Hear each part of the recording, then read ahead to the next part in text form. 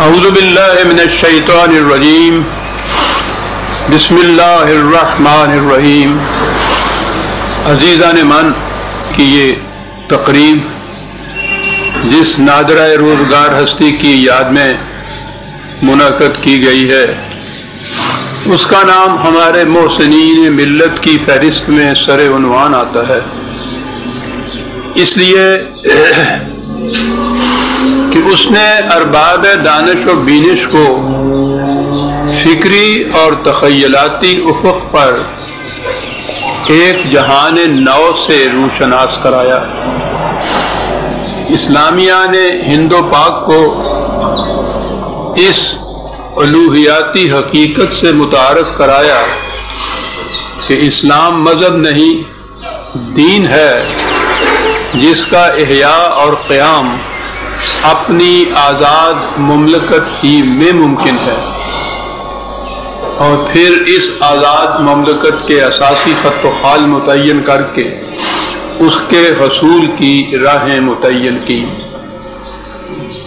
آج اگر ہمارا شمار دنیا کی آزاد قوموں میں ہوتا ہے تو یہ بنیادی طور پر اسی کی نگاہ دور رس اور حقیقت شناس کا تصدق ہے، اور اگر اس خطہ زمین میں کبھی صحیح اسلامی مملکت کا قیام عمل میں آیا تو وہ بھی اسی قرآنی مفکر کے تصورات کی رہین منت ہوگی۔ خدا رحمت کو نہ دیں عاشقان پاک کی نصرات۔ علامہ اقبال کا تعارف بالعموم ایک شاعر کی حیثیت سے ہوتا ہے۔ اسے بڑے سے بڑا خطاب جو دیا گیا وہ شاعر مشرق تھا، یا ذرا بلند علمی طبقے میں ایک مفکر یا فلاسفر کی حیثیت سے۔ ٹھیک ہے، شاعر بھی تھے، فلاسفر بھی، لیکن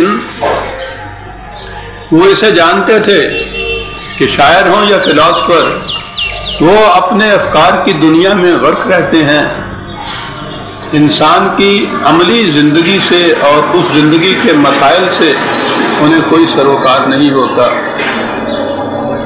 شاعر کے متعلق تو انہوں نے یہ کہہ دیا کہ افکار میں سرمست، نہ خوابیدہ نہ بیدار،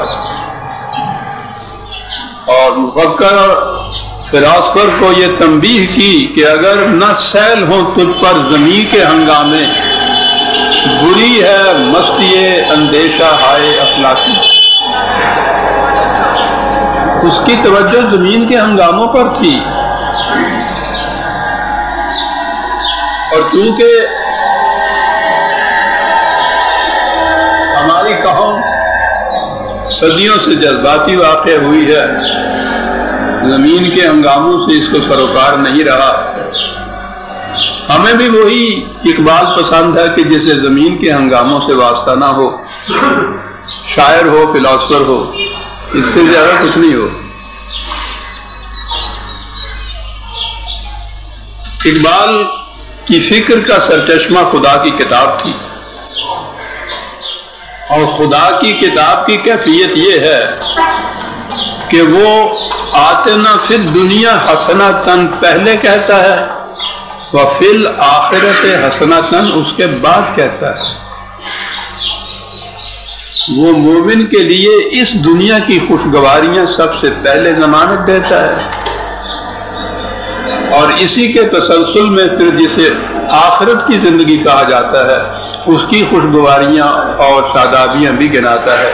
یہ اصل میں یہاں کی زندگی اور آخرت کی زندگی محض سمجھانے کے لیے ہم نے اس کو دو حصوں میں بانٹ رکھا ہے، ورنہ زندگی تو ایک مسلسل جوئے رواں ہے، ایک بہنے والی ندی ہے، یہاں سے وہاں تک مسلسل جاتی ہے، اور یہ ظاہر ہے کہ کسی ندی میں اگر سامنے کا پانی غلیظ ہو، گدلا ہو، تو ہو نہیں سکتا کہ ذرا آگے چل کر وہ پانی صاف اور معطر نظر آ جائے۔ وہ تو جس قسم کا اس وقت سامنے کا پانی ہے وہی پانی آخر تک جائے گا۔ اسی لیے قرآن کریم نے یہ کہہ دیا کہ من کان فی ہذہ اعمی فہو فی الآخرۃ اعمی، یہاں کا اندھا وہاں کا بھی اندھا ہی ہوگا۔ یہی وہ حقیقت ہے جسے اقبال نے ان الفاظ میں بیان کیا کہ وہ کل کے غم و عیش پہ کچھ حق نہیں رکھتا جو آج خود افروز و جگر سوز نہیں ہے۔ وہ قوم نہیں لائے کہ ہنگامہ فردہ جس قوم کی تقدیر میں امروز نہیں ہے۔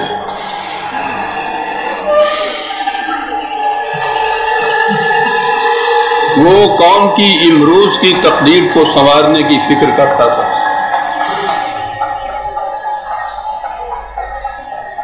اور اسی کے تسلسل میں جب قرآن کی روح سے تقدیر کی امروز جو ہے سنورے گی تو پھر اس کا مستقبل اس دنیا میں بھی اس کے بعد کی زندگی میں بھی سنورا ہوا ہوگا۔ امروز کی زندگی میں سب سے مقدم روٹی کا مسئلہ آتا ہے۔ سمجھا یوں جاتا ہے کہ صاحب یہ مذہب کو اس سے کیا تعلق، یہ تو دنیا داری کا دھندا ہے۔ لیکن کوئی دھندا بھی کسی طرح بھی نہ چل سکتا ہے نہ کامیاب ہو سکتا ہے اگر پیٹ بھرا ہوا نہ ہو تو۔ یہ قرآن کی عظمت ہے کہ مذہب کی سٹیج سے بولتا ہے اور روٹی کی فکر سب سے پہلے بتاتا ہے۔ جنت آدم کا ذکر قرآن کے پہلے اوراق میں آتا ہے اور اس کی خصوصیت یہ بتائی ہے انہیں کہ وَكُلَا مِنْهَا رَغَدًا حَيْثُ شِئْتُمَا، جنتی زندگی یہ ہے کہ جہاں بھی کسی کو بھوک لگے، جہاں سے جی چاہے پیٹ بھر کے کھانے کو اس کو مل جائے، جہاں سے بھی ہو۔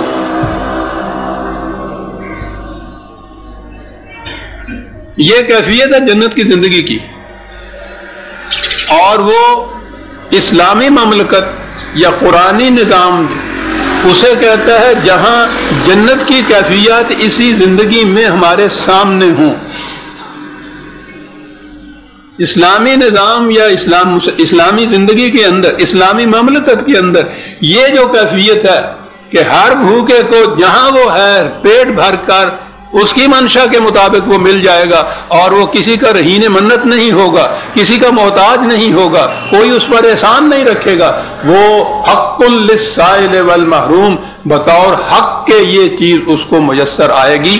اور اسلامی مملکت کی زندگی کا فریضہ یہ ہے کہ وہ تمام افراد معاشرہ کی روٹی کی ذمہ داری اپنے اوپر لے۔ یہ اہمیت ہے قرآن کی روح سے روٹی کے مسئلے کی۔ یہ تو ہوا جنت کی زندگی۔ نبی حضرت ابراہیم علیہ السلام نے جب کعبہ کو تعمیر کیا،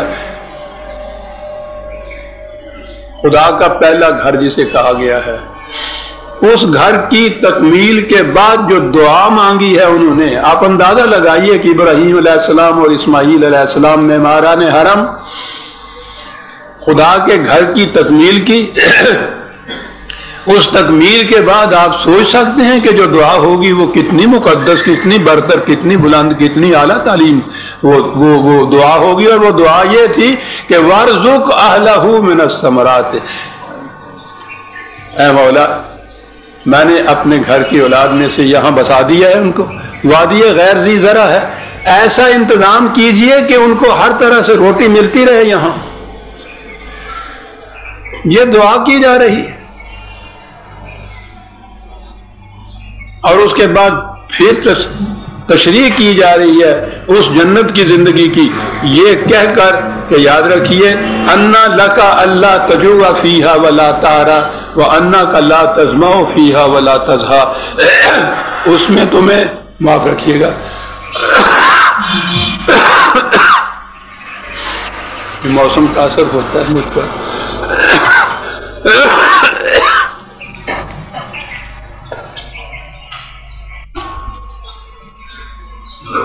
کہا کہ آدم تمہیں اس زندگی کے اندر نہ بھوک اور پیاس کے متعلق کوئی پریشانی ہوگی، نہ لباس اور مکان کے متعلق کچھ تردد کرنا پڑے گا، یہ سب کچھ مہیا کرنا ہمارے ذمہ ہے۔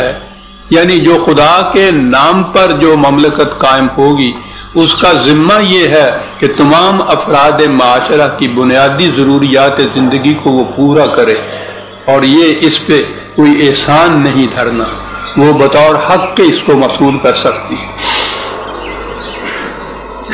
قرآن کریم میں آپ دیکھیے شروع سے آخر تک اس مسئلے کو بڑی اہمیت دی گئی ہے۔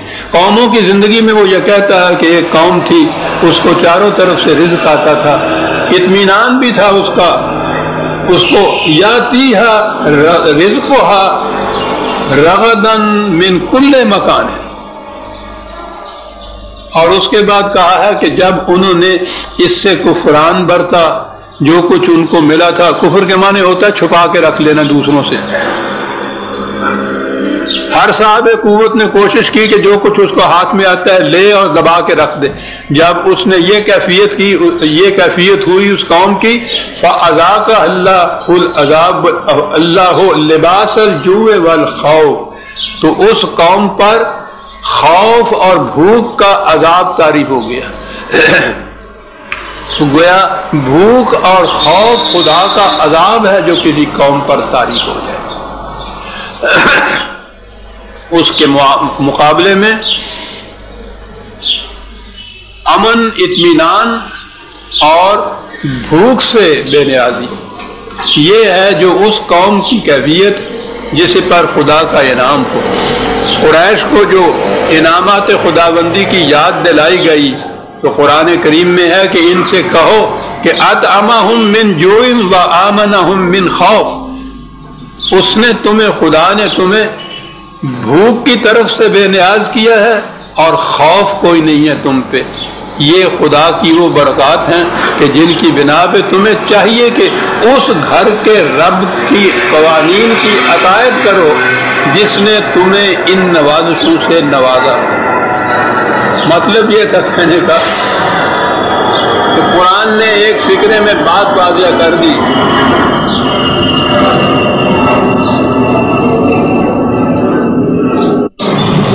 چار لفظوں میں یہ ابدی اصول واضح کر دیا کہ من اعرض عن ذکری فإن لہ معیشۃ ضنکا، جو بھی ہمارے قوانین سے اعراض برتے گا اس کی روزی تنگ ہو جائے گی۔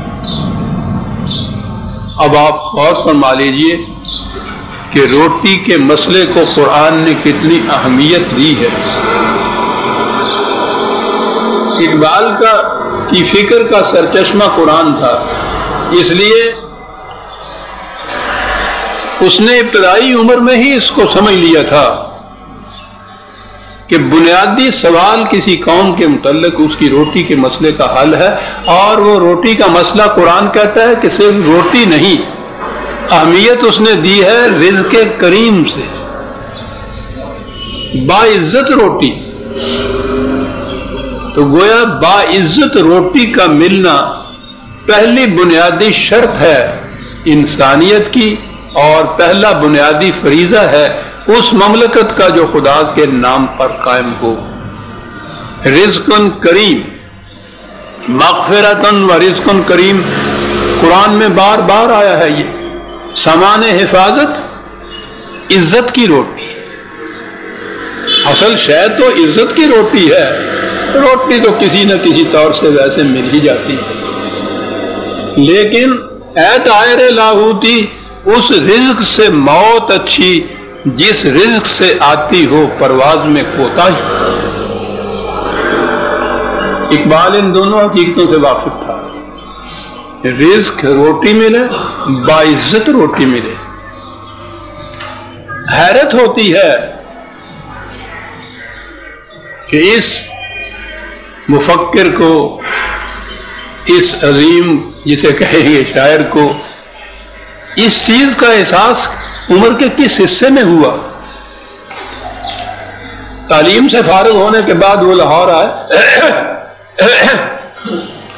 یہاں وہ پروفیسر تھے، ابتدائی بات ہے، فلسفے کے وہ اسٹوڈنٹ رہے۔ پہلی کتاب جو انہوں نے 1903 میں لکھی وہ تھا علم الاقتصاد، اس کا نام، اکنامکس پر۔ فلسفے کے اسٹوڈنٹ ہیں اور پہلی کتاب اپنی لکھتے ہیں اقتصادیات پر. اس وقت ان کی عمر یا تو کہیے کہ 30-32 برس کی تھی، اور ورنہ ان کی پیدائش کے متعلق کچھ تھوڑا سا اختلاف ہے، 25-26 سال کی تھی. اس سال کی عمر میں پہلی کتاب جو وہ لکھتے ہیں تو وہ علم الاقتصاد ہے. اس کے دیباچے میں وہ لکھتے ہیں، بڑا اہم ہے وہ دیباچہ. اس میں کوئی شک نہیں کہ تاریخ انسانی کے سیل رواں میں اصول مذہب بھی بے انتہا مؤثر ثابت ہوئے ہیں، مگر یہ بات بھی روزمرہ کے مشاہدہ اور تجربہ سے ثابت ہوتی ہے کہ روزی کمانے کا دھندا ہر وقت انسان کے ساتھ ساتھ ہے، اور چپکے سے اس کے ظاہری اور باطنی قوا کو اپنے سانچے میں ڈھالتا جاتا ہے. بڑی اہم بات. ذرا خیال کرو کہ غریبی یا یوں کہو کہ ضروریات زندگی کے کامل طور پر پورا نہ ہونے سے انسانی طرز عمل کہاں تک متاثر ہوتا ہے. غریبی قوائے انسانی پر بہت برا اثر ڈالتی ہے، بلکہ بسا اوقات انسانی روح کے مجلہ آئینہ کو اس قدر زنگ آلود کر دیتی ہے کہ اخلاقی اور تمدنی لحاظ سے اس کا وجود و عدم برابر ہو جاتا ہے. معلم اول یعنی حکیم ارسطو سمجھتا تھا کہ غلامی تمدن انسانی کے قیام کے لیے ایک ضروری جز ہے. غور کیجئے یہ فلاسفر کیا سمجھا کرتے تھے.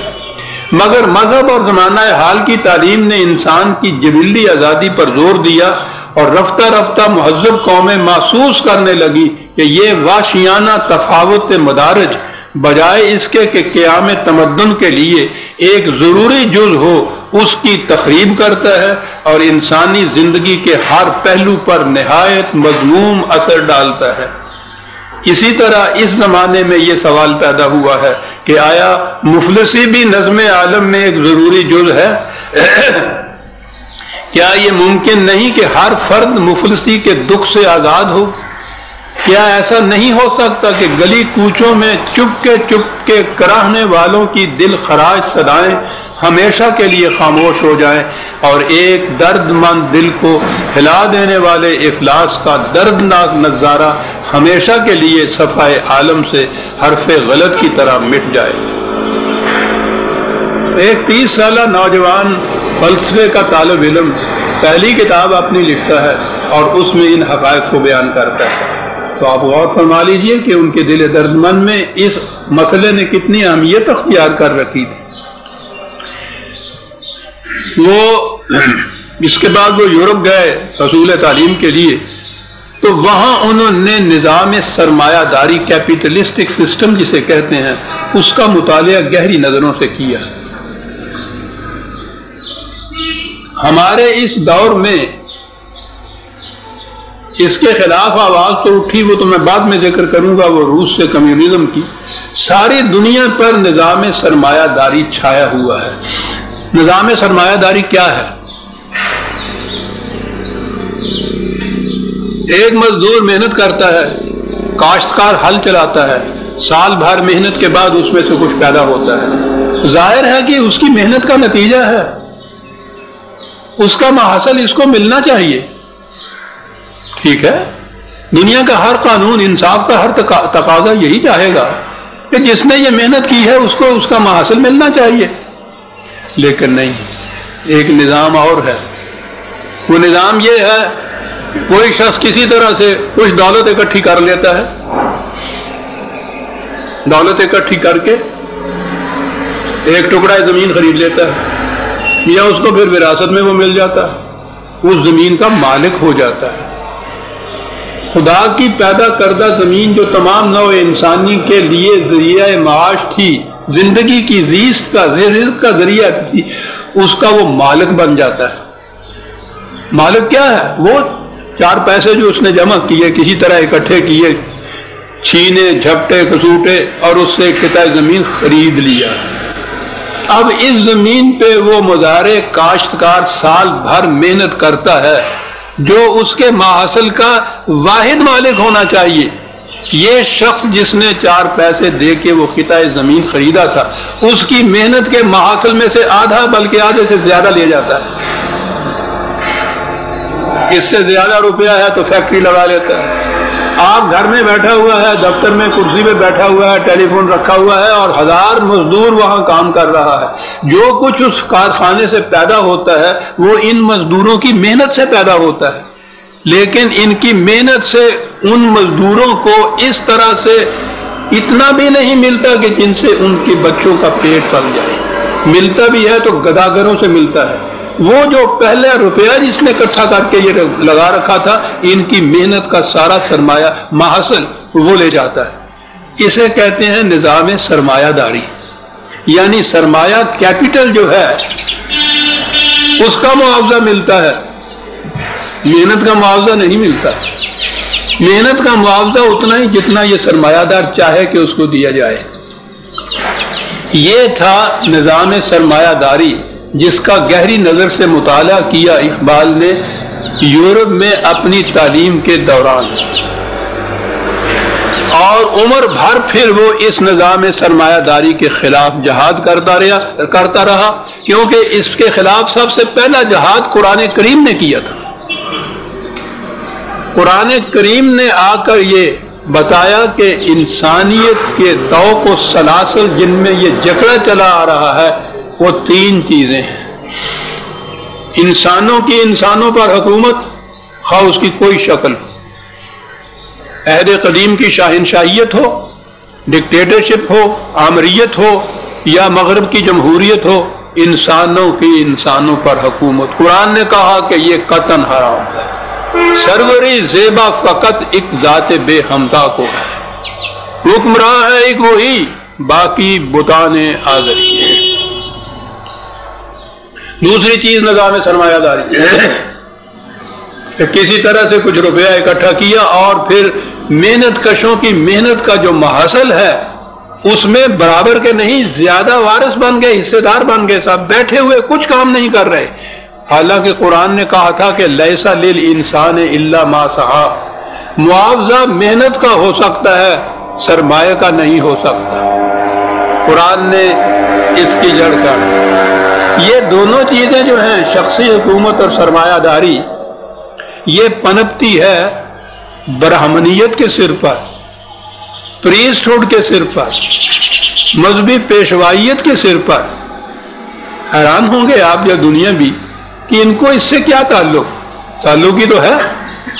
کسی قسم کا مستبد حاکم ہو, کتنا ہی وہ ظلم و ستم کرے, اس کے متعلق ممبر پہ کھڑے ہو کے اس کے لیے اس کے حق میں دعائیں مانگی جاتی ہیں, اور عوام کو کہا جاتا ہے کہ یہ اس کا ذمہ دار نہیں ہے, یہ سب کچھ خدا کی مرضی سے ہوتا ہے. اس کے خلاف زبان پر حرف شکایت لانا تو ایک طرف, دل میں بھی اس کے خلاف کسی قسم کی گریز پیدا کرنا, خدا کو چیلنج دینا ہے, اس کے مد مقابل کھڑے ہونا ہے, دیکھنا کبھی ایسا نہ کرنا. جہاں تک نظام سرمایہ داری کا تعلق ہے, واز پہ واز کہے جاتے ہیں کہ وہ جسے چاہے غریب کرے, جسے چاہے امیر کرے, رزق خدا کے ہاتھ میں ہے صاحب.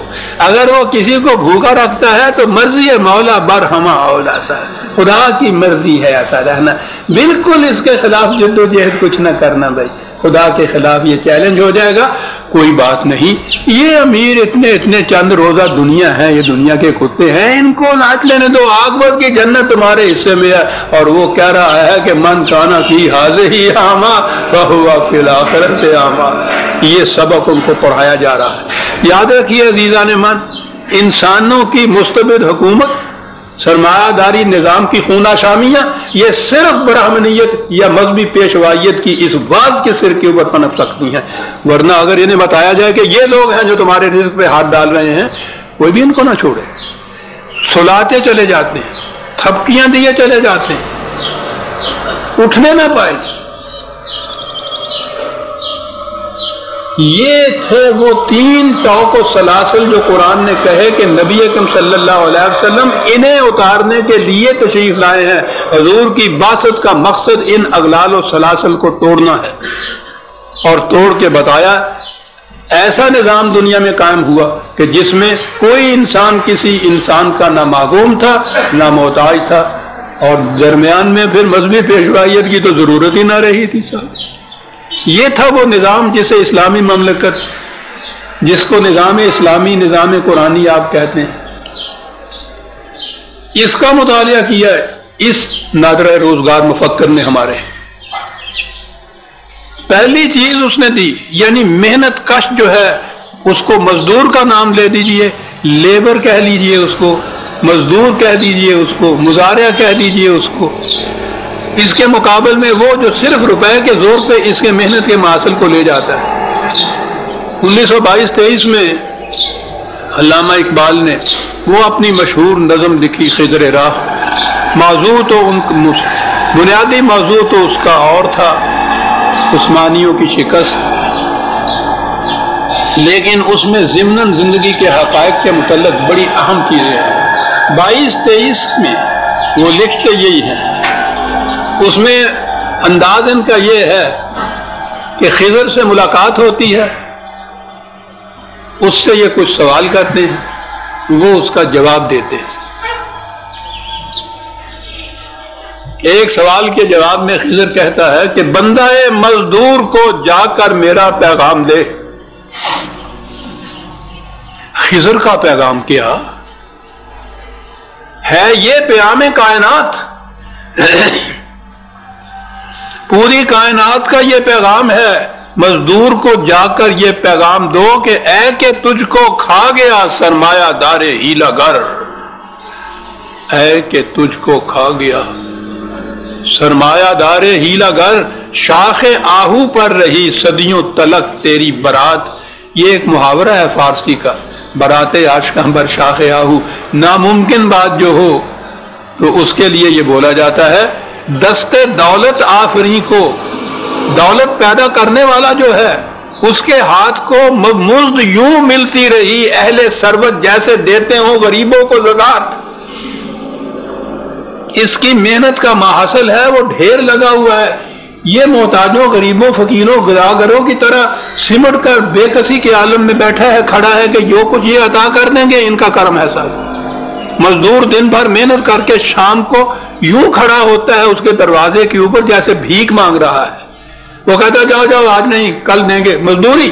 وہ کہتا میرے گھر میں تو آج آٹا نہیں ہے تجھے، تو آٹا رکھتے کیوں نہیں؟ تم شام کے لیے آ جاتے ہو روز مانگنے کے لیے۔ یعنی اہل ثروت جیسے دیتے ہوں غریبوں کو زکات، اور مکر کی چالوں سے بازی لے گیا سرمایہ دار، انتہائے سادگی سے کھا گیا مزدور مات۔ اور اس کے بعد پیغام یہ ہے، اٹھ کہ اب بزم جہاں میں جہاں کا اور ہی انداز ہے، مشرق و مغرب میں تیرے دور کا آغاز ہے۔ سن 22-23 میں یہ شخص کہہ گیا ہے۔ کیا کہیں گے اس کے متعلق کہ یہ آسمانی ما فوق الفطر باتوں، مابہیات اور وہ میٹا فزکس جسے کہتے ہیں اس کے مسائل حل کر رہا تھا۔ 22-23 میں کہہ رہا ہے مزدور کو کہ اٹھ کے اب بزم جہاں میں اور ہی انداز ہے، جہاں کا اور ہی انداز ہے، مشرق و مغرب میں تیرے دور کا آغاز ہے۔ آپ دیکھتے ہیں کہ آپ ساری دنیا کے اندر لیبر کس طرح سے کسی نہ کسی حد تک جاگ اٹھی ہے، اٹھ کھڑی ہوئی ہے۔ 22 میں کوئی اس کا تصور نہیں کر سکتا تھا کہ ایسا بھی ہو سکے۔ اسی زمانے میں روس سے کمیونزم کی آواز اٹھی۔ کمیونزم کے اندر جتنے اسقام تھے، جتنی کمزوریاں تھیں، ان کو تو ایک ایک کر کے بعد میں اقبال نے خود گنایا اور کہا کہ یہ کامیاب نہیں ہو سکتی۔ لیکن یہ جو اس کا بنیادی اصول تھا کہ نظام سرمایہ داری کا ہم نے تختہ الٹ دینا ہے، یہ وہ چیز تھی کہ اقبال کو یہ بات پسند آئی کہ اس سے دنیا کے نظام میں کچھ تبدیلی آ سکتی ہے۔ قرآن کا نظام یہ ہے، میں نے عرض کیا کہ سرمایہ کاری کا نظام ہے کہ اپنی ضرورت سے زیادہ دولت اس کو کہیں انویسٹ کیا جائے، زمین خریدی جائے، کاروبار کیا جائے، کسی کو قرضہ دیا جائے، ملز اور فیکٹریاں لگا لی جائیں، اپنی ضرورت سے زیادہ فالتو۔ نظام سرمایہ داری کی بنیاد سرپلس منی پہ ہوتی ہے، اپنی ضرورت سے زیادہ فاضلہ دولت، اسی کو انسان انویسٹ کرتا ہے نا۔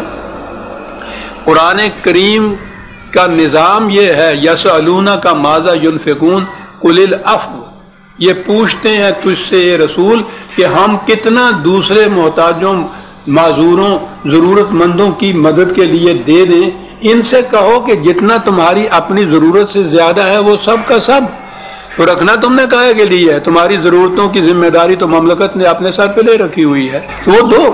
اسے کہتے ہیں العفو قرآن کی اصطلاح میں۔ دیکھیے اقبال کی نگاہ کہاں پہنچتی ہے۔ میں نے عرض کیا ہے کہ ابھی میں اور بھی بتاؤں گا کمیونزم کی اسقام اور اس کی جو کمزوریاں ہیں، اس پہ نگاہ ہے اقبال کی، لیکن اتنی سی چیز جو ہے کہ وہ نظام سرمایہ داری کے خلاف ہے، یہ اس کو خوش آئی ہے۔ چنانچہ اس نے لکھا کہ قوموں کی روش سے مجھے ہوتا ہے یہ معلوم، بے سود نہیں روس کی یہ گرمی گفتار، انسان کی ہوس نے جنہیں رکھا تھا چھپا کر، کھلتے نظر آتے ہیں بتدریج وہ اسرار، قرآن میں ہو غوطہ زنہ مرد مسلمان، اللہ کرے تجھ کو ادا جدت کردار، جو حرف قل العفو میں وہ پوشیدہ ہے اب تک، اس دور میں شاید وہ حقیقت ہو نمودار۔ کہاں نگاہ پہنچ رہی؟ شاید وہ حقیقت، انسان کی ہوس نے یہ اندازہ لگائیے، یہ چیز جو ہے، میں نے عرض کیا کہ وہ کمیونزم کے خلاف، اس کی کمزوریوں کے خلاف اسی زمانے میں اقبال نے جہاد کیا تھا، اور اسے کہا تھا کہ اے کہ میں جوئی نظام عالم جستئی اورا اساس محکم، کتنا بڑا انقلاب لانے کا تو دعویٰ کر رہا ہے، اتنی عظیم عمارت جس بنیاد کے اوپر قائم ہوگی اس بنیاد کو بھی تم نے تلاش کیا ہے، تمہارے پاس وہ بنیاد نہیں ہے۔ اور اس نے کہا تھا کہ وہ بنیاد تمہیں قرآن کے اندر ملے گی صاحب۔ کمیونزم کا معاشی نظام جو قرآن کی بنیادوں کے اوپر ہو، وہ ہوگا قرآن کا معاشی نظام جسے کہا جاتا ہے۔ خیر، اسی سلسلے میں، روس کے سلسلے میں ہی اس زمانے میں نظر آتا ہے کہ اقبال جو کچھ کہتے تھے ان کے حوالے سے یہ بات کہتے چلے جاتے تھے۔ پیام مشرق میں ان کی 3 مربوط نظمیں ہیں، بڑی دلکش، بڑی دلچسپ، بڑی حقیقت کشا۔ پہلی نظم کا عنوان ہے لینن خدا کے حضور میں۔ لینن تو آپ کو معلوم ہے مارکس کا جانشین، بلکہ یوں کہیے کہ کمیونزم کے نظام کا سب سے اعلیٰ ستون، خدا کا منکر، وحی کا منکر، حضور رسالت کا منکر، ہر چیز کا انکار کرنے والے ہیں یہ لوگ۔ تو وہ خدا کے حضور جا رہا ہے، وہاں جا کے خدا سے کچھ شکایت کرتا ہے۔ وہ اصل میں لینن کی شکایت نہیں ہے۔ جتنے غریب یہاں ستائے ہوئے ہیں نظام سرمایہ داری کے، وہ ان کے دل کی دھڑکن کی آواز ہے جو لینن کی آواز میں وہ کہتا ہے۔ کبھی کبھی تو آپ نے بھی یہ سنا ہوگا اور دل میں بات آتی ہوگی، کبھی کبھی کیوں آپ تو عام طور پہ آتی ہوگی کہ یا اللہ یہ لوگ، ان کے کتوں کو وہ کچھ میسر ہے جو ہمارے بچوں کو میسر نہیں ہے۔ یہ کیا انصاف ہے تیرا کہ ہم صرف صبح سے شام تک مر جاتے ہیں محنت کرتے کرتے، ایک ٹکڑا بھی نہیں ملتا ہمیں، اور یہ ہے کہ ساری عمر میں کوئی گھر سے باہر نہیں نکلتے اور عیش کرتے رہتے ہیں۔ یہ کیا انصاف ہے تیری زندگی میں؟ یہ آتے ہیں نا خیالات۔ اقبال کا انداز بھی انوکھا ہے۔ فطرت کی بڑی کرم گزری تھی اس شخص کے اوپر کہ حقائق کو سمجھنے کے لیے نگہ دور رس بھی دی، اور اس کو بیان کرنے کو اسلوب بھی اتنا نادر اور دلچسپ اور دلکش کیا جو کسی کو میسر نہیں۔ لینن خدا کے حضور، بجائے اس کے کہے کہ ہمارا غریب یہ کچھ کہہ رہا ہے، لینن خدا کے حضور میں جاتا ہے، اور وہ اس لیے کہ ذرا تھوڑا سا بے باک ہونا چاہتا تھا یہ اس شکوے میں، اس گلے میں جو خدا کے حضور یہ پیش کرتا، تو یہ لینن ہی کہہ سکتا تھا۔ میں عرض کرتا ہوں کہ کبھی ہوتی اقبال بھی میں درس میں کمی لاتا تو میں عرض کرتا یہ شخص کیا کچھ کہہ گیا ہے، قرآن پہ اس کی نظر تھی۔ ہاں تو بات یہ تھی کہ ذرا جرت سے بات کہنے کی تھی، تو وہ لینن جیسا ملحد اور خدا کا منکر ہی کہہ سکتا تھا نا. کیا کہا یہ کہ وہ کون سا آدم ہے کہ تو جس کا ہے معبود. لینن کہہ سکتا تھا وہ کون سا آدم ہے کہ تو جس کا ہے معبود، وہ آدم خاکی کہ جو ہے زیر سماوات. یہ انسان، یہ بندے جو یہاں بستے ہیں، میں پوچھنا چاہتا ہوں کہ تو ان میں سے کس کا خدا ہے؟ مشرق کے خداوند سفیدان مرفرنگی، مغرب کے خداوند درخشندہ فلزات. مغرب کے خدا تو دولت فرمایا، مشرق کے خدا یہ مغرب کی چٹی چمڑی والے. یہ تو یہ ہو گیا مشرق و مغرب، یہ تو بٹ گئے، ان کے تو یہ خدا ہو. تو کس کا خدا ہے؟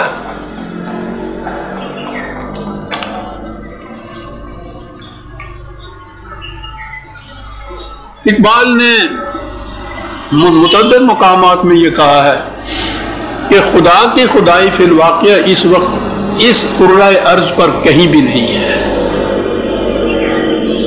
خواہ وہ مسلمان کے نام سے مملکتیں قائم ہوں یا وہ کفار کے نام کی سیکولر مملکتیں قائم ہوں، خدا کی خدائی کہیں نظر نہیں آتی. مغرب سے تو بیگانہ، مشرق ہما افسانہ، وقت است کے در عالم نقش دیگر انگیزی. یہاں تو نہ مغرب میں نہ مشرق میں کہیں بھی خدا نظر نہیں آتا، نہ دیر میں نہ حرم میں خودی کی بیداری سے. وہ اس لیے پوچھتا یہ ہے کہ مشرق کے خدا تو یہ مغرب کے سفید سنگت والے، اور مغرب کے خدا یہ دولت اور سرمایہ. تو کس کا خدا ہے؟ کہا یہ علم، لینن کہتا ہے یہ علم، یہ حکمت، یہ تدبر، یہ حکومت پیتے ہیں لہو، دیتے ہیں تعلیم مساوات. اس کے انداز میں کہ کچھ تجھے پتا بھی ہے کہ یہ کیا ہو رہا ہے. تو قادر و عادل ہے، بڑے زور کا شعر ہے. تو قادر و عادل ہے. پہلے اتنی سی بات سمجھ لیجئے کہ یہ دو باتیں کہی کس نے ہیں. عدل بنیادی تقاضا ہے انسانیت کا، لیکن اگر کسی عدالت سے غریب کو اس کے حق میں ڈگری بھی مل جائے اور آگے انتظامیہ ایسا نہ ہو کہ وہ اس کو ڈگری دلا بھی سکے، تو اس عدل کا فائدہ کیا ہے؟ عدل وہی عدل ہے کہ وہ فیصلہ کرے انصاف کے مطابق، قرآن کی روح سے قرآن کے مطابق، اور اس فیصلہ کو بروئے کار لانے کی اس میں قوت بھی ہو. کہا تیرے متعلق تو یہی سنا ہے اور تیرا دعویٰ بھی یہ ہے کہ تو قادر و عادل ہے. تو قادر و عادل ہے، مگر تیرے جہاں میں ہیں تلخ بہت بندہ ہے مزدور کے اوقات. تو کس قسم کا عادل اور کس قسم کا قادر ہے؟ عزیزان ایمان، زبان زیب نہیں دیتی، جرت نہیں میں کر سکتا کہ زبان پہ لاؤں. لیکن سوچئے کیا ہمارے ہاں کے ہر مفلس غریب محتاج بے کس کے دل کی یہی دھڑکن نہیں ہے کہ یا اللہ تو کیسا عادل و قادر ہے.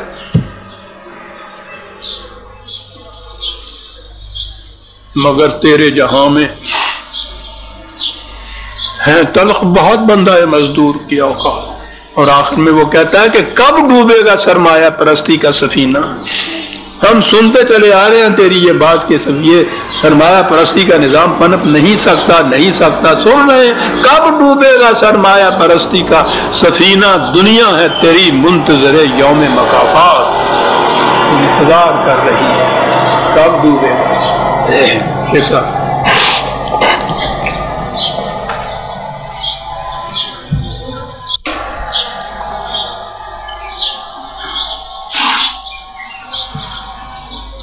آدم بھی ہوا ہے. قصہ آدم کسی ایک جوڑے کا قصہ نہیں ہے، میاں بیوی کا قصہ نہیں ہے.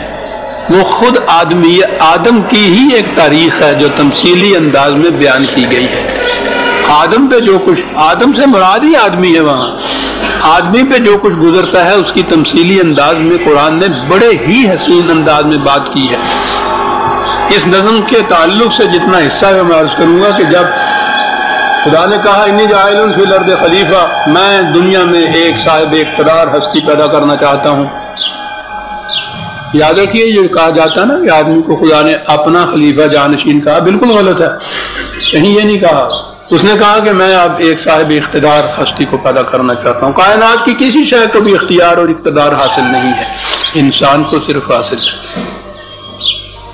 فرشتوں کی نگاہ نے جب اس حیولہ پر نگاہ ڈالی تو اس میں اس کو خون کے چھینٹے، آگ کی چنگاریاں نظر آئیں، تو کہا کہ بار الہ اتجعل فیہا من یفسد فیہا ویسفک الدماء، تو ایسی مخلوق پیدا کرنا چاہتا ہے صاحب اختیار کہ جو فساد مچائے گی، خون ریزیاں کرے گی۔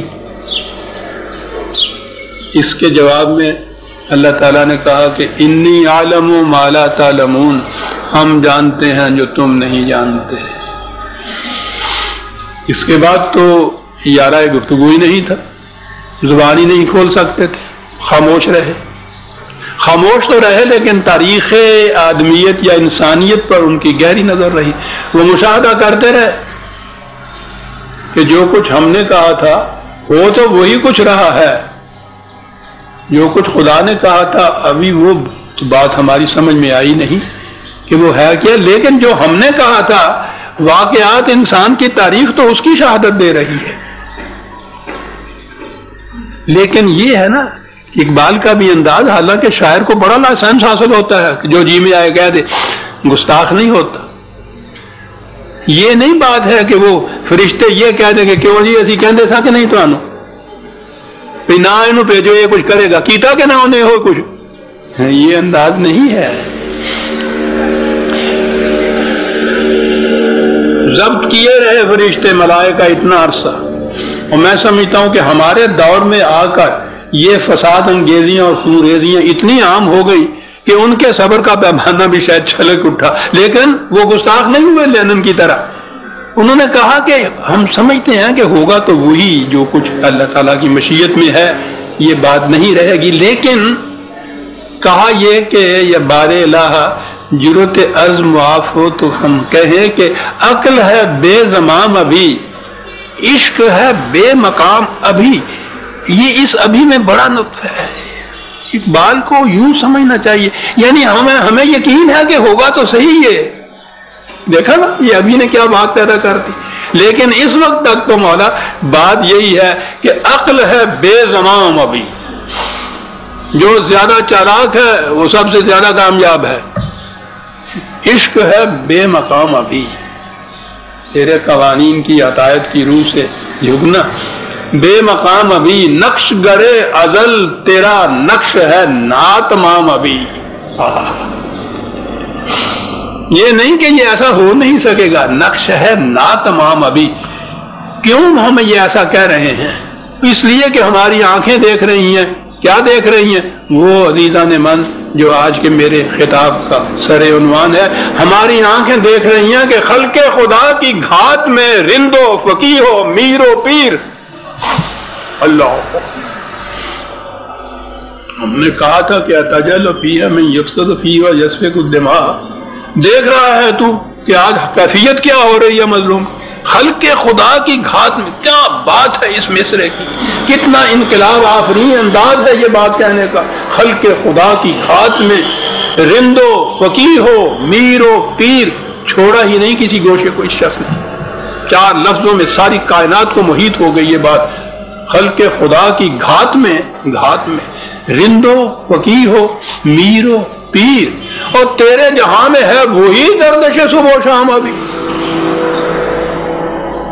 وہی صبح ہوتی ہے، شام ہوتی ہے، عمر یوں ہی تمام ہوتی ہے، اس نظام میں کوئی فرق نہیں، کسی قسم کی تبدیلی نہیں۔ یہاں یہ کیفیت ہو رہی ہے کہ خلق خدا کی گھات میں رند و فقیہ ہو میر و پیر، تیرے جہاں میں ہے ابھی ہے وہی گردش صبح و شام ابھی۔ اور آگے ہے کہ تیرے امیر مال مست، تیرے فقیر حال مست، اور بندہ ہے کوچا گرد ابھی، خواجہ بلند بام ابھی۔ اور حالت یہ ہے اب دنیا میں کہ دانش و دین و علم و فن پھر وہ چاروں گوشے آگے کائنات کے، دانش و دین بھی اس میں شامل ہے، مذہب بھی اس میں شامل ہے، دانش و دین و علم و فن کیا ہے؟ بندگی ہوس تمام، سب اپنی اپنی ہوس کی، اپنی خواہشات کی تسکین کے پیچھے پڑے ہوئے ہیں۔ کون کون سے؟ دانش، دین، علم، فن، بندگی ہوس تمام، عشق گرہ کشائے کا فیض نہیں ہے عام ابھی۔ کیا بات ہے جو کہہ دی۔ اس ابھی سے مراد یہ ہے کہ ہم یہ نہیں کہ مانتے نہیں جو آپ نے کہا تھا، ہمیں ان مجال انکار نہیں، ہم یہ عرض کر رہے ہیں کہ ابھی تو یہ حال ہے۔ اور متعدد مقامات پر اقبال نے یہ کہا ہے انسان کے متعلق کہ ماہ و ستارہ سے آگے مقام ہے جس کا، وہ مشت خاک ابھی آوار گانے راہ میں ہے۔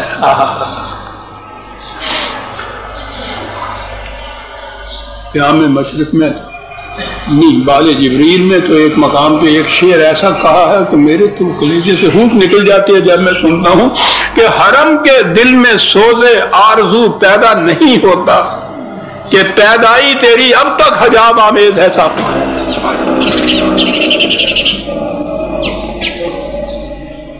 حرم کے دل میں سوزے آرزو پیدا نہیں ہوتا اس لیے کہ پیدائی تیری اب تک حجاب آمیز ہے ساقی۔ اقبال ہر مقام پہ اب تک کہتا چلا جا رہا۔ فرشتوں نے یہی کہا تھا کہ اب تک یہی کیفیت ہے، کب تک ایسا کام رہے گا؟ یہ جو نظام حق و باطل کی کشمکش ہے، قرآن نے اس کا ایک فلسفہ بتایا ہے کہ باطل کے نظام نے آخر الامر مٹنا ہوتا ہے، حق کے نظام نے کامیاب ہونا ہوتا ہے، لیکن اس کے لیے ایک وقت لگتا ہے اور اس وقت کی رفتار بڑی سست ہوتی ہے۔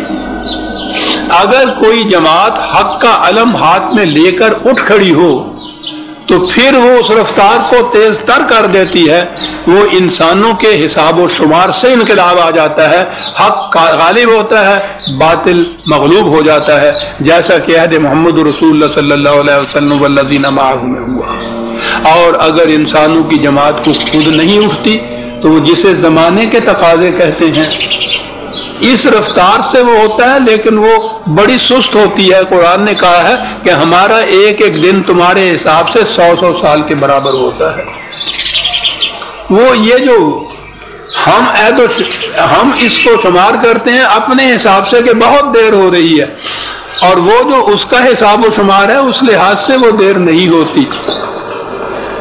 اگر کوئی جماعت اٹھے نہ اور زمانے کے تقاضے سے انقلاب ہو تو پھر عوام اٹھ کھڑے ہوتے ہیں، پھر فساد ہوتا ہے، پھر سول وارز ہوتی ہیں، پھر مقاتلے ہوتے ہیں، جنگیں ہوتی ہیں، نظام تو الٹتا ہے وہ، لیکن اس نظام کے الٹنے میں یہ عواقب جو ہیں یہ بڑے فساد انگیز ہوتے ہیں۔ یہ ہوتا ہے جسے کہا جاتا ہے زمانے کے تقاضوں سے جو انقلاب ہوتا ہے، خدا کی نام لینے والی جماعت کے ہاتھوں سے نہیں ہوتا۔ فرشتوں کے اس اضطراب کو دیکھ کر تیسری نظم ہے پیام بال جبریل کی کہ ایسا ہے جیسے خدا نے یہ کہا ہو کہ اچھا اگر اب کوئی جماعت ایسی نہیں ہے جو اس رفتار کو تیز کر کے اس نظام کو الٹ دے، تو پھر وہ جو طریقہ ہے زمانے کے تقاضوں سے عوام کے ہاتھوں سے، اس کی روح سے یہ نظام پلٹے گا۔ پھر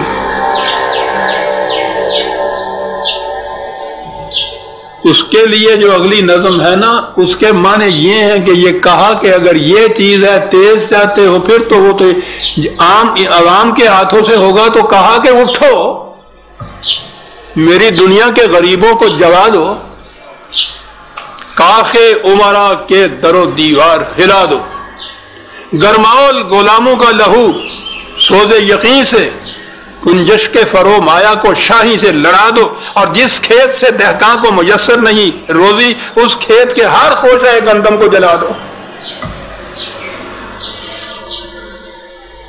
وہ ہمارے ہاں کے کمیونسٹ کسی دور میں اس شعر کو لیے پھرتے تھے اور کہتے تھے دیکھو اقبال بھی کہتا ہے جلاؤ گھراؤ. اقبال نہیں یہ کہہ رہا, وہ کہہ یہ رہا ہے کہ اگر حق پرستوں کی کوئی جماعت اٹھ کے انقلاب برپا نہ کرے گی تو پھر عوام بےتابی سے اضطراب سے اٹھ کے یہ کچھ کر دیں گے جو ہم کہہ رہے ہیں. اور اس کے لیے جو کہا کہ یہ کرو, مزدور سے کہو, دہقان سے کہو کہ اٹھو اور یہ انقلاب برپا کرو, اس کے لیے وہ جو میں نے عرض کیا ہے کہ باطل کا نظام مذہبی پیشوائیت کی استمداد کے بغیر قائم ہی نہیں رہ سکتا, اس کی طرف نگاہ گئی اور فرشتوں سے کہا کہ اب کرنے کا کام یہ ہے کہ کیوں خالق و مخلوق میں حائل رہے پردے, پیران کلیسا کو کلیسا سے ہٹا دو. اصل و بنیاد کو اکھیڑو. یہ سب ان کی وجہ سے ہوتا ہے. آپ اپنے دور ملوکیت کو دیکھیے, ذہن میں بھی نہیں آتا کہ اسلام جیسا صدر اول کا انقلاب اور اس کے بعد شاہنشاہیت, آمریت, انسانوں کی حکومت وہ قائم رہی, 1000 برس سے چلی آ رہی ہے. کس آسرے سے؟ ممبر و محراب پہ کھڑے ہو کے یہ علماء ہمارے ہاں کے دعائیں دیتے تھے ان کے حق میں, ان کی مملکتوں کے خلد اللہ مملکت اید اللہ بنصری وغیرہ دعائیں دیتے تھے. فتوے ہیں کہ بادشاہ سے ایک فقہ میں تو یہ ہے کہ قتل کے سوا کوئی جرم ایسا نہیں جس کا مواخذہ کیا جا سکے. دوسرا فتویٰ یہ ہے کہ یہی نہیں کہ اس دنیا میں مواخذہ نہیں کیا جا سکے گا, قیامت میں بھی بادشاہوں سے مواخذہ نہیں کیا جا سکے گا. یہ تھے آپ کے ہاں یہ مذہب کے علم بردار جو ممبروں پہ کھڑے ہو کے یہ فتوے موجود ہیں ان کی کتابوں میں آج بھی. ان کو نہ ہٹایا جائے تو نظام باطل الٹ ہی نہیں سکتا, قائم انہی کے سہارے پہ رہتا. اسی لیے اس نے کہا کہ کیوں خالق و مخلوق میں حائل رہے پردے, پیران کلیسا کو کلیسا سے ہٹا دو. اور آگے کہا ہے کہ پتہ ہے کہ یہ لوگ کرتے کیا ہیں, حق را بسجود ہو سنما را بطواف ہے. وہاں ایک سجدہ کر دیتے ہیں نماز پڑھنے کے لیے کہ اللہ میاں راضی ہو گئے, اور جا کے پھر ان کے مکانوں کا چکر کاٹتے ہیں, وہاں جا کے طواف کرتے پھرتے ہیں کہ یہ راضی ہو جائیں. کہنے لگا ان کی تو یہ حالت ہے. کیا نقشہ کھینچتا ہے یہ شخص, جو یہ شخص شعروں میں کہہ گیا ہماری آنکھیں دیکھ رہے ہیں, کائناتی حقائق ہیں جو وہ بیان کر رہا ہے. حق را بسجود صنم را بطواف ہے.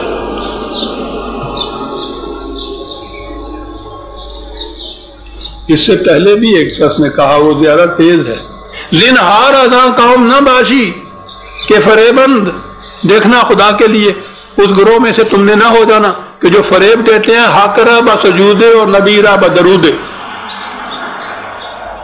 فریب دیتے ہیں خدا کو ایک سجدے سے, نبی صلی اللہ علیہ وسلم کو درود پڑھ کے. حق را بسجود, میں ناخوش و بیزار ہوں مرمر کی سلوں سے. کیا بات تھی اس کے زمانے میں, تو شاید کوئی مسجد نہ ہو ایسی ہو جو سنگ مرمر سے بھی بنی ہو. میں ناخوش و بیزار ہوں مرمر کی سلوں سے, میرے لیے مٹی کا حرم اور بنا دو.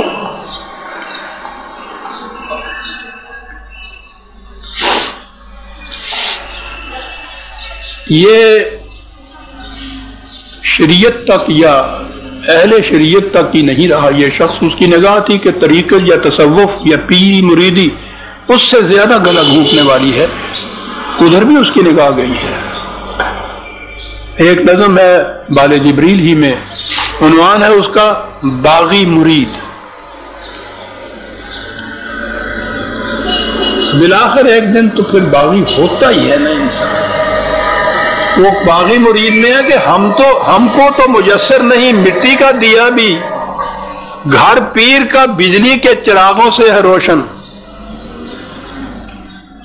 شہری ہو دیہاتی ہو مسلمان ہے سادہ, مانندے بتاں پوجتے ہیں کعبے کے برہمن.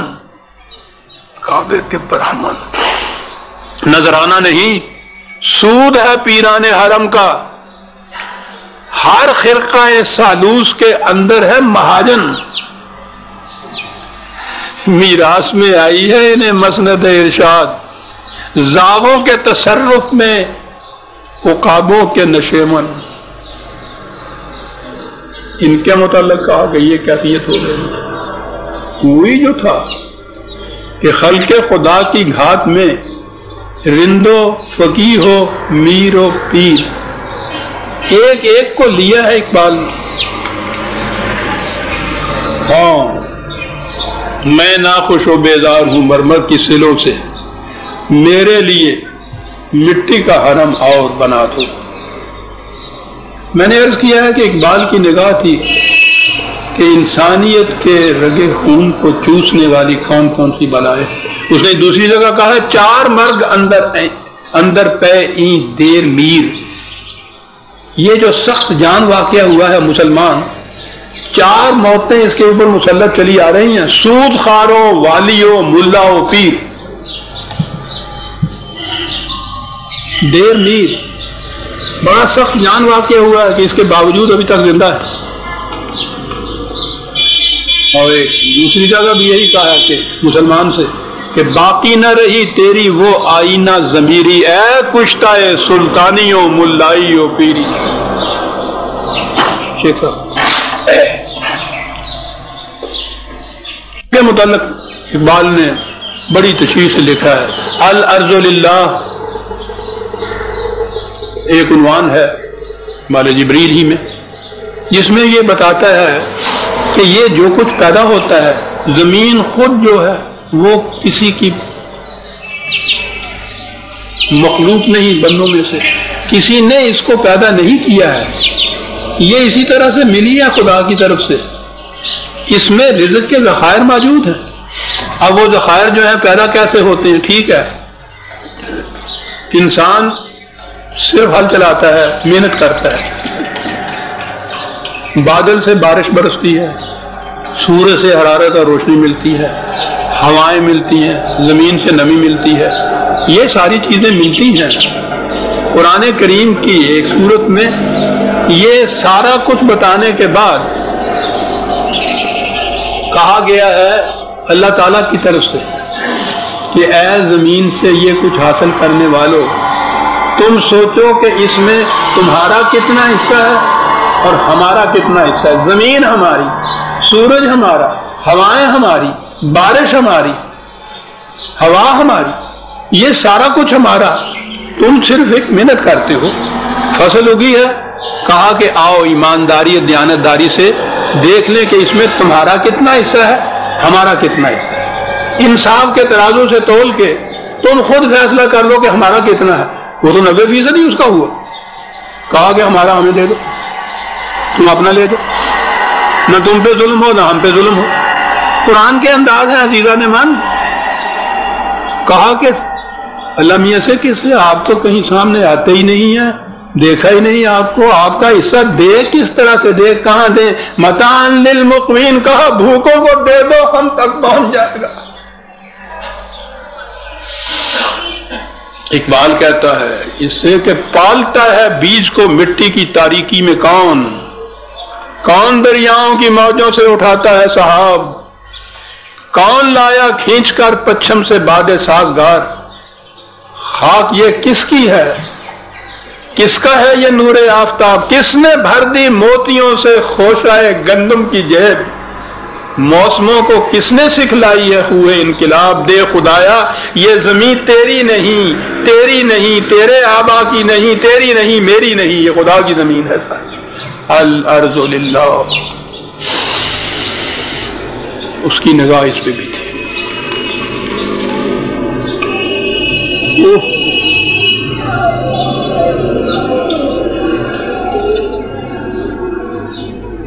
میں نے عرض کیا تھا کہ یہ ہمارے صدر اول میں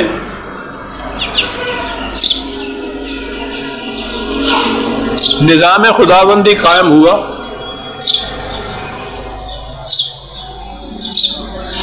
اس میں ان بلاؤں میں سے کوئی بلا باقی نہیں رہی. زمین کی بٹائی یا پٹے پہ دینے کے متعلق نبی اکرم صلی اللہ علیہ وسلم کی صحیح حدیث موجود ہے کہ حضور نے یہ فرمایا کہ یہ ربا کا کاروبار ہے جو تم لوگ کرتے ہو، چھوڑو اسے. بٹائی کو آپ نے ربا یا سود کا ختم کر دی. دوسروں کے تجارت کے اندر کچھ روپیہ ملا دینا اور اس کے منافع میں سے کچھ حاصل کر لینا.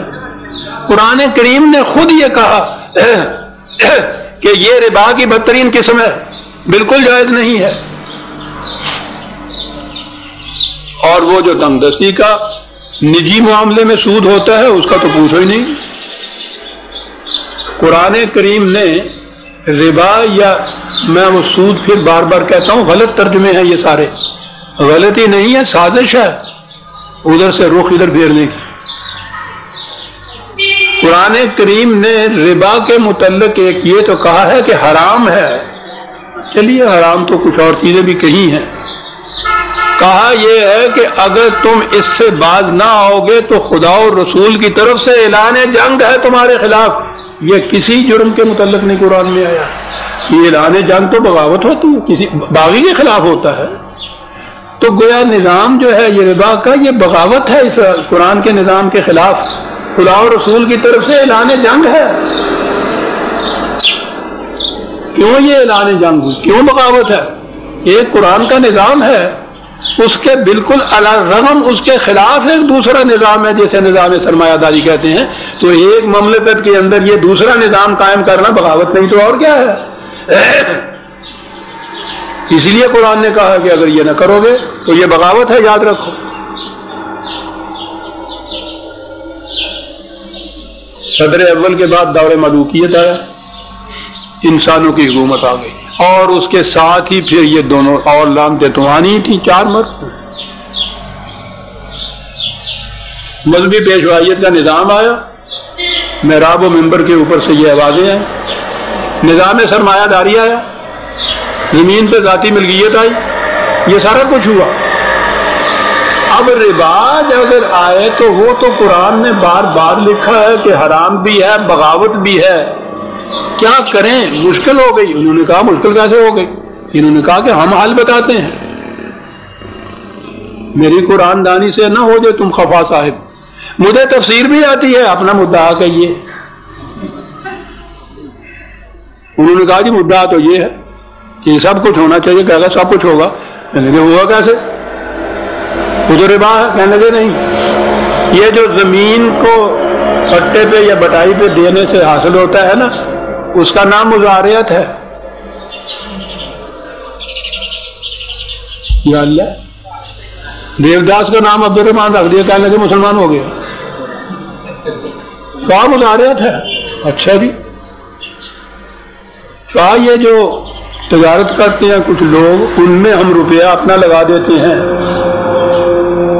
تو وہ روپیہ جو ہے وہ تو ربا ہے. کہنے لگے نہیں, کون کہتا ربا ہے؟ کہنے لگے کیا ہے؟ کہنے لگے مزارعت ہے, مشارکت ہے, ربا نہیں ہے. سن سنگھ نہیں ہے, عبد الرحمان ہے. آپ کیا سن رہے ہیں؟ یہ آپ کی شریعت بنی, اور یہ شریعت آپ کی وہ نہ مملکتیں رہی, نہ سلطنتیں رہی, نہ حکومتیں رہی, وہ تو چلی گئی. اور یہ شریعت آپ کی اب تک چلی آ رہی ہے. مزارعت حلال و طیب, مزاربت حلال و طیب, مشارکت اور مزاربت یہی چیز ہوتی ہے, حلال و طیب. ربا حرام. وہ جو نجی طور پر کچھ ادھر سے لین دین ہے, ذرا توقف فرمائیے, میں اس کے متعلق عرض کروں گا کہ اس کے لیے کیا کیا. وہ بڑی مشکل آ گئی, وہ تو سام کے منہ میں چھپکلی آ گئی, نہ نگلے بنے نہ اگلے بنے. میں بتاتا ہوں اس کا کیا حل.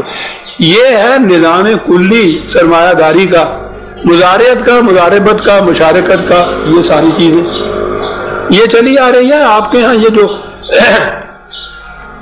فقہ کے قوانین جو کہا گیا نا کہ یہاں رائج کرو, وہ اس لیے ہے کہ اس میں یہ سب چیزیں حلال و طیب ہیں. اس دور میں ایک نئی چیز آئی, بینکوں میں روپیہ جمع کر کے اس کا انٹرسٹ. اب یہ باتیں بڑے زور شور سے چلی گئی کہ یہ حلال ہے یا حرام ہے. سوال تو یہ ہے کہ اگر یہ ربا ہے تو حرام ہے. وہ تو انہوں نے ربا کا لفظ چھوڑ دیا. ربا کی بجائے عام لفظ تو سود یا بیاج تھا، وہ جو ہندوؤں نے کہا وہ تو سود ہو گیا. وہ بھی فارسی کا لفظ، صلاۃ کی جگہ نماز جیسے. مضارعت پٹائی، انویسٹمنٹ سے منافع حاصل کرنا، مضاربت. اب اس کے متعلق کیا کہیں؟ اب یہ ہوا کہ انگریزی کے لفظ آیا، بڑی مدد دیتی ہے انگریزی کہ بینک انٹرسٹ جائز ہے یا ناجائز. کہا کہ یہ سود نہیں ہے. ارے کیا ہے؟ منافع ہے. جی منافع حلال ہو تو یہ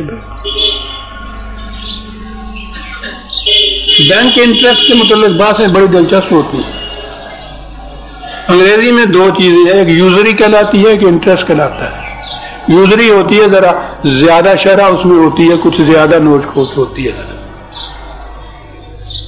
اوپر سے بال نہیں کاٹے جاتے، ٹنڈ کیتی جاتی ہے. انٹرسٹ ہوتا ہے ذرا کم ہوتا ہے. بات ساری یہاں یہ چلتی ہے، اتنی موٹی کتابیں ہیں کہ بینک کا منافع یہ یوزری نہیں ہے، یہ انٹرسٹ ہے. زیادہ حلال تو یہ بینک کا، یہ بینک کہاں سے دیتا ہے؟ جو روپیہ وہاں جمع کیا جاتا ہے وہ ان کی تجوری میں جا کے بچے تو دیتا نہیں کہ اس میں سے کچھ بچے آپ رکھ لیتے ہیں، کچھ آپ کو دے دیتے ہیں. وہ آگے دیتے ہیں قرضے کے اوپر کاروبار کرنے والوں کو، ان سے سود لیتے ہیں. وہ جتنا لیتے ہیں اس میں سے یہ آڑتی اپنا کچھ نکال لیتا ہے، باقی ان کو دے دیتا ہے. یعنی وہ ڈائریکٹلی وہاں سے ان کو نہیں ملتا، اس تسلط کے ذریعے سے ملتا ہے. یہ حلال ہو تو یہ بینک کا انٹرسٹ. ربا کی ہر شکل حلال آپ کے،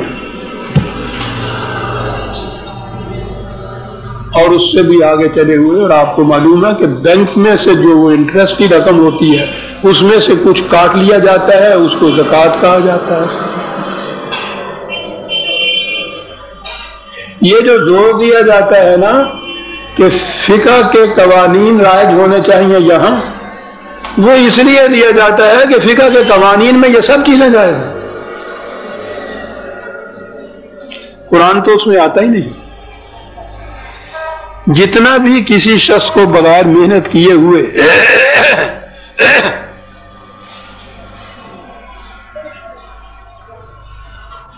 صرف روپے پہ ملے گا، میں نے عرض کیا کہ وہ روپیہ نہیں بچے دیتا، وہ کہاں سے ملتا ہے؟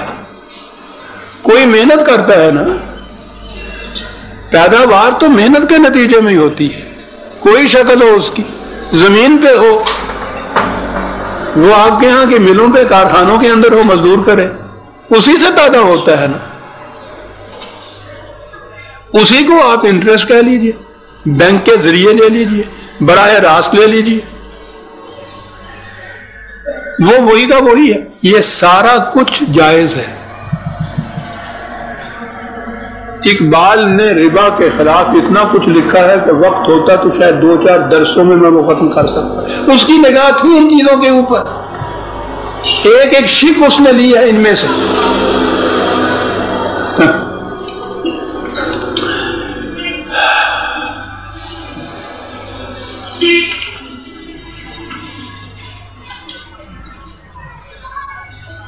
کارخانوں کے متعلق تو اس کا یہ مشہور شعر ہے کہ کارخانے کا ہے مالک مرد کے ناکردہ کار. ناکردہ کار خوب لکھتا ہے یہ. کارخانے کا ہے مالک مرد کے ناکردہ کار، عیش کا پتلا ہے، محنت ہے اسے ناسازگار. حکم حق ہے لیسا للانسان الا ما سعی. خدا کا حکم یہ ہے، کھائے کیوں مزدور کی محنت کا پھل سرمایہ دار.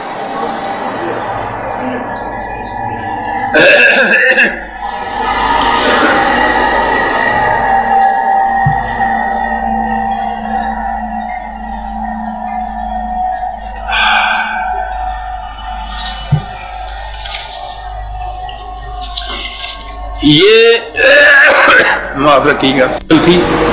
کہ کیا کریں، اس کا نام کیا رکھیں؟ مضارعت نہیں ہے، مضاربت نہیں ہے، مشارکت نہیں ہے، بینک کا انٹرسٹ نہیں ہے، سیدھا قرضہ دیا ہے اس سے اوپر کچھ لینا، تو یہ تو فقہ ہے، اس کا بھی حل اس میں موجود ہے۔ ایک مفتی صاحب ہیں محمد ابو سعید غلام سرور قادری، ہماری یہ جو مین مارکیٹ کی مسجد بڑی ہے نا، اس کے وہ خطیب ہیں، انہوں نے ایک کتاب لکھی ہے معاشیات نظام مصطفیٰ صلی اللہ علیہ وسلم، اس میں پہلے انہوں نے کتنے ہی 100 صفحے سود یا ربا کی خلاف لکھے ہیں، مخالفت میں کہ کتنا بڑا جرم ہے یہ سب کچھ۔ اس کے بعد آخری چیپٹر میں لکھا ہے کہ یہ کچھ پڑھنے کے بعد آپ کا دل دہل گیا ہوگا کہ صاحب یہ تو صورت ہی ایسی ہے کہ یہ تو بالکل حرام ہے، اس کا ایک لقمہ بھی حرام ہے۔ کہنے لگے ٹھہر جاؤ ٹھہر جاؤ، اتنی جلدی نہ فیصلہ کر لو، ہم بتاتے ہیں کہ خنزیر کو بسم اللہ پڑھ کے تکبیر پہ ذبح کرو، کہا ہم آپ کو تدبیریں بتاتے ہیں کہ آپ سود لیتے بھی جائیں اور وہ حرام بھی نہ ہو، جرم بھی نہ ہو، گناہ بھی نہ ہو، بلکہ ثواب ہو۔ وہ تدبیریں جو ہیں وہ تو دیکھنے کی ہیں، وقت نہیں میں زیادہ آپ کو۔ ایک تدبیر، ایک شخص کسی کو 10 روپے قرض دیتا، ذرا ذہن میں نقشہ خود ذہن میں اپنے جماتے چلے جائیے گا، 10 روپے قرض دے پر اس سے مثلا 2 روپے زیادہ لینا چاہتا ہے، کم از کم یہی سمجھ لیجیے۔ ظاہر ہے کہ یہ 2 روپے سود کے ہوں گے، یہ میں ان کا بیان پڑھ رہا ہوں کتاب میں سے، لیکن اس جرم اور گناہ سے بچنے کی تدبیر یہ ہے کہ قرض دینے والا قرض لینے والے کی کوئی چیز 10 روپے میں نقد خرید کرے،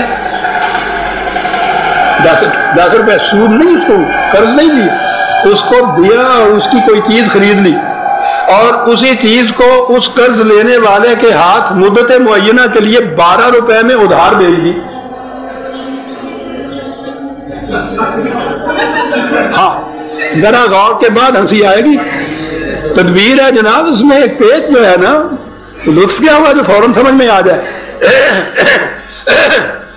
10 روپے میں ایک چیز اس کی نقد خریدی، 10 روپے دی چیز لی، وہی چیز اس کو 12 روپے میں ادھار بھیج دی، کچھ لیا نہیں اس وقت، کہا 6 مہینے کے بعد یہ ادھار دے دینا مجھ کو واپس، چیز اس کے پاس پہنچ گئی ہے، 6 مہینے کے بعد وہ 12 روپے دے دے گا، اس نے 10 دیے تھے 12 لے لیے۔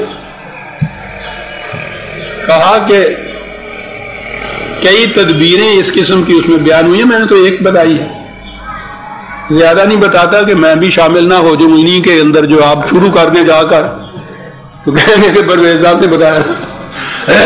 آخر میں لکھتے ہیں جہاں خون کے آنسو رونے کو جی چاہتا ہے کہ امام ابو یوسف یہ ہیں فقہ کے سب سے بڑے امام، امام ابو حنیفہ کا نام حنفی فقہ میں ہے نا، ان کی تو فقہ کی کتاب کوئی نہیں ہے، امام یوسف امام محمد یہ 2 صاحبان ہیں۔ امام یوسف ایسے کاروبار کے متعلق فرماتے ہیں کہ اس سے منافع بھی ہوگا اور ثواب بھی ملے گا۔ ثواب اس لیے ملے گا کہ اسے سود جیسے حرام سے بچنے کے لیے اختیار کیا گیا ہے۔ امام یوسف فقہ حنفی کے سب سے پہلے امام، یہ ان کا ارشاد ہے، اور صاحب کتاب یہ لکھنے کے بعد کہتے ہیں کہ افسوس صد افسوس کہ مسلمان دین فطرت کی ایسی تدابیر سے غافل رہ کر سود ایسی لعنت میں مبتلا ہیں۔ کیا بارش کے چھینٹے آ جائے؟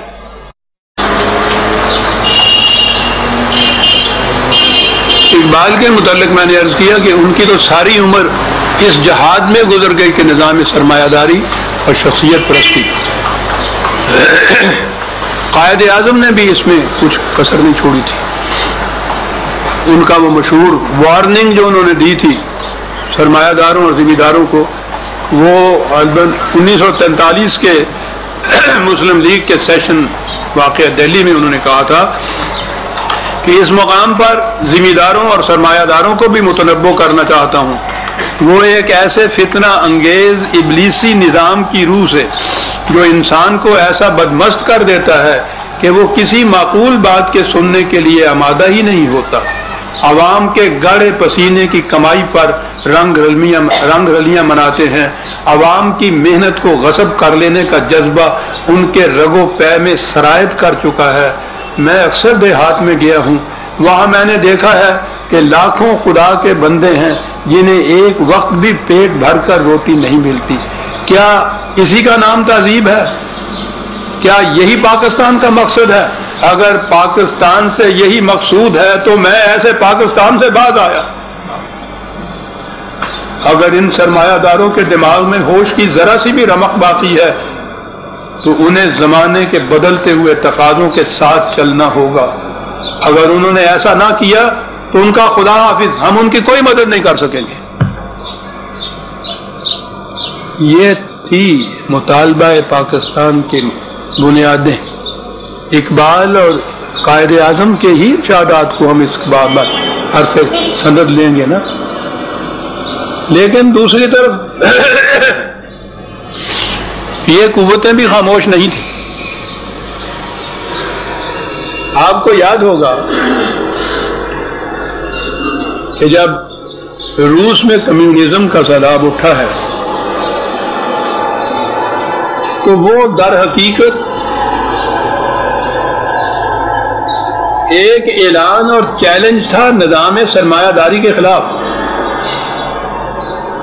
اور نظام سرمایہ داری میں آج یہ ٹھیک ہے یورپ کی قومیں بھی ساری سرمایہ دارانہ نظام کی پرستار تھی، لیکن سب سے بڑا خطرہ امریکہ کو تھا رشیا سے، کہ اگر وہ اپنے اس نظام کے سہارے کہہ لیجئے یا واقعی اس کی بدولت مسلمان ممالک کے ساتھ اس کے روابط قائم ہو گئے تو پھر ان نظام سرمایہ داری کی حامل مملکتوں کو کوئی مقام نہیں رہے گا باقی.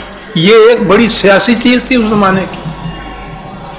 اب دیکھیے کہ یہ لوگ کس قدر گہری سوچ میں جا کر کس قسم کی تدبیریں سوچتے ہیں. اس زمانے میں یاد ہوگا آپ کو ایک نعرہ بلند ہوا تھا امریکہ کی طرف سے کہ دنیا بھر کے خدا پرستوں آؤ ہم ان ملحد اور بے دینوں کے خلاف متحدہ محاذ بنائیں. اپنے آپ کو بچانے کے لیے ان ملحد بے دینوں کے خلاف آؤ خدا پرستوں ایک محاذ بنائیں.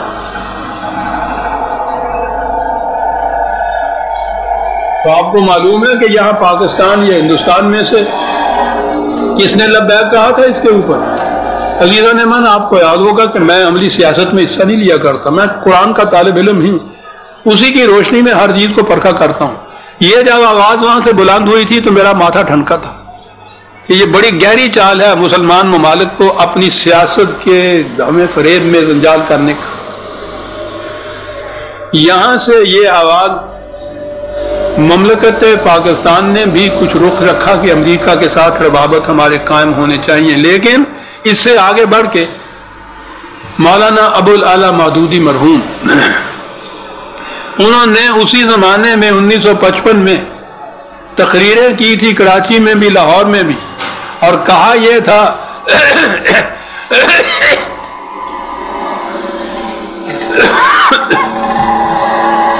یہ ان کی چھپی ہوئی تقریریں، کہا یہ تھا کہ اگر یہ امریکن بلاک فی الواقع چاہتا ہے کہ کمیونزم کی روک تھام کے لیے اسے مسلم عوام کا دلی تعاون حاصل ہو تو اسے اپنی بنیادی پالیسی میں بنیادی تغیر کرنا پڑے گا.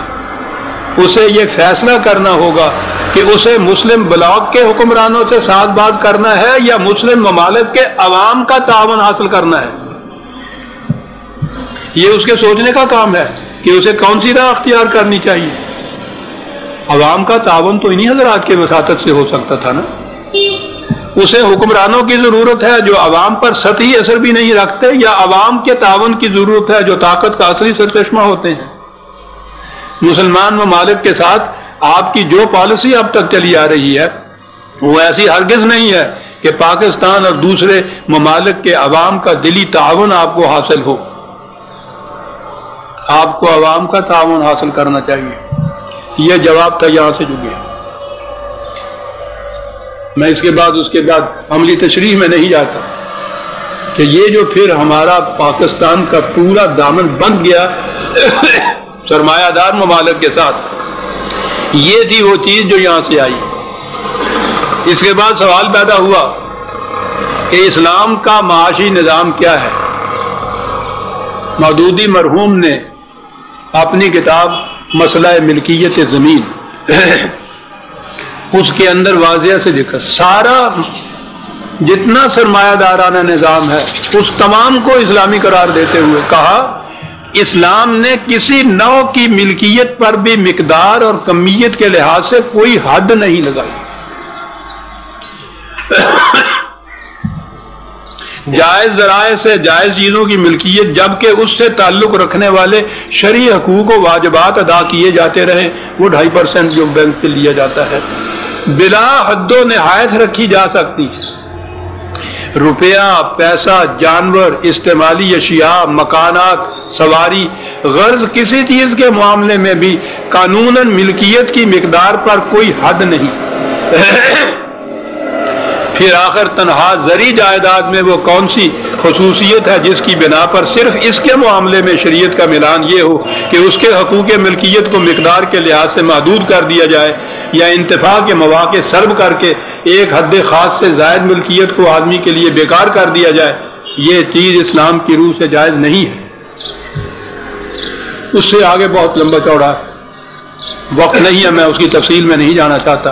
یہ ہے وہ جو کہا گیا کہ اسلامی نظام ہے، زمین پہ بے حد و نہایت روپیہ جتنا جی چاہے جمع کر لیا جائے، جہاں جی چاہے انویسٹ کر لیا جائے، اس سے جو کچھ آئے گا وہ اس کا منافع ہوگا۔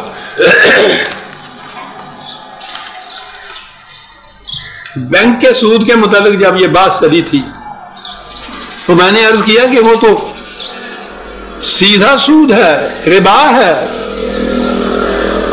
انہوں نے مودودی مرحوم نے کہا تھا کہ روپیہ جمع کرنے والوں کو سود دینے کے بجائے بینک ایسے منصوبے تیار کریں گے جن کے منافع میں روپیہ جمع کرنے والے برابر کے حقدار ہوں گے، اس لیے یہ اسلامی ہے۔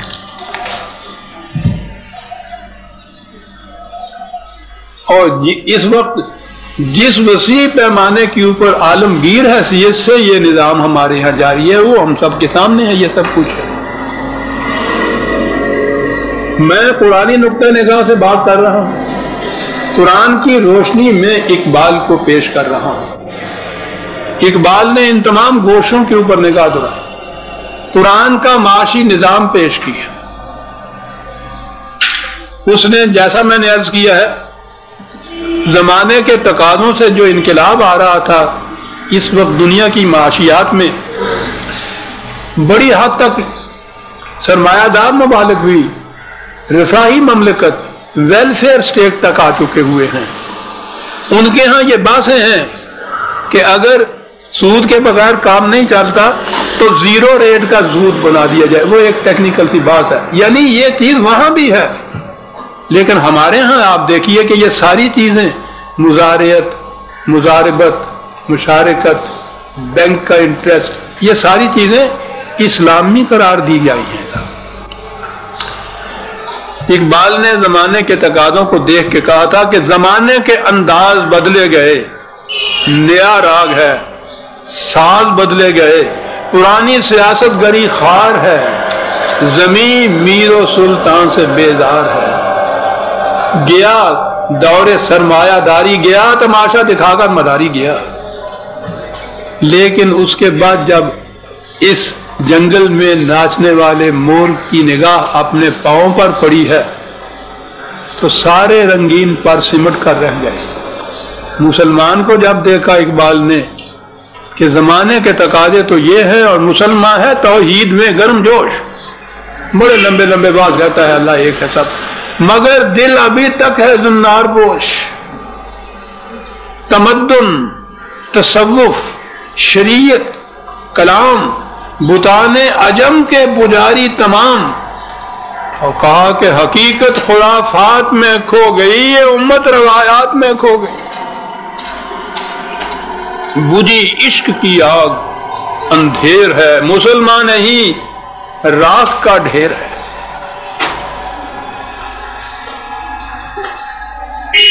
ان قوموں میں جو کچھ ہو رہا ہے وہ اپنی منفعت تو کم از کم دیکھ رہی ہیں. یہاں تو یہ سوال ہی نہیں ہے، یہاں تو فیصلے ہوتے ہیں کہ 1000 برس پیشتر کے قانون سازوں نے جو انسان تھے ہماری آپ کی طرح، ان کو خدائی سند حاصل نہیں تھی. ان کے اس دور کے جو فیصلے جتنے بھی ہیں سرمایہ داری کے متعلق، وہ سارے کے سارے اسلامی شریعت کے ضرور سے یہاں فائز کیے جاتے ہیں. اسی لیے اقبال کی ایک نظم ہے، آخری کتاب ان کی ہے ارمغان حجاز. میں کئی دفعہ اپنے درسوں میں اس نظم کا حوالہ دے چکا ہوں. ابلیس کی مجلس شورا.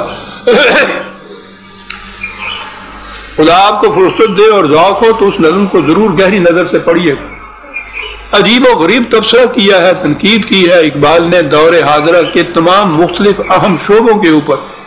اس میں ابلیس کے مشیر تو مختلف مملکتوں، مختلف نظاموں کی بات کرتے ہیں، ابلیس خود مسلمانوں کی بات کرتا ہے.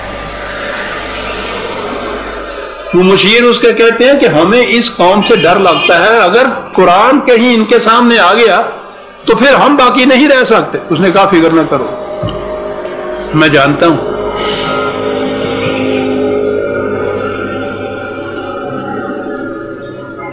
کہا اس نے کہ یہ ہماری صحیح پہم کی کرامت ہے. ابلیس اور اس کے مشیروں کی صحیح کرامت، یہ ہماری صحیح پہم کی کرامت ہے کہ آج صوفی و ملا ملوکیت کے بندے ہیں تمام. ہے طواف و حج کا ہنگامہ اگر باقی تو کیا، کند ہو کر رہ گئی مومن کی تیغ بے نیام. اور ان کو اطمینان دلایا ہے کہ جانتا ہوں میں یہ امت حامل قرآن نہیں، جانتا ہوں میں یہ امت حامل قرآن نہیں، ہے وہی سرمایہ داری بندہ مومن کا دین. جانتا ہوں میں کہ مشرق کی اندھیری رات میں بے ید بیضا ہے پیران حرم کی آستی. کہا اس لیے ہمیں فکر کی کوئی بات نہیں ہے. طریقہ اس کا یہ ہے کہ مست رکھو ذکر و فکر صبح گاہی میں اسے، پختہ تر کر دو مزاج خانقاہی میں اسے، پھر سب خیر. یہ کچھ کہتا ہوا وہ یہاں سے چلا گیا. عزیزان من، قرآن کی یہی آواز ہے جسے یہ خاکسار بھی اس لاہور میں گزشتہ 25 سال سے اور ویسے 50 سال سے پکارتا چلا جا رہا ہوں، پکارتا چلا جا رہا ہوں.